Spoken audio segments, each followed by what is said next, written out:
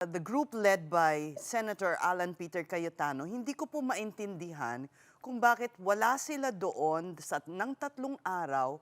Tapos sa kahapon naman po ay nag-attend ang marami sa kanila sa Blue Ribbon Committee hearing. Meron po bang pagkukulang ang ginawa ng kanilang grupo dahil sa as senators? Were they abdicating their duties as senators po?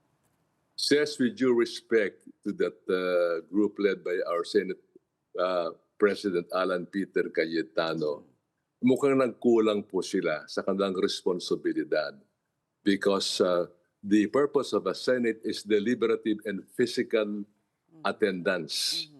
So, ilang provision po sa ating saligang batas.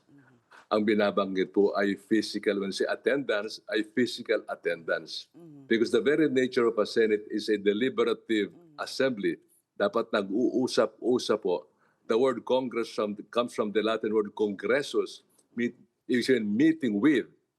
Kaya ibig sabihin po, nagkikita-kita sila, nag-uusap at present po lahat.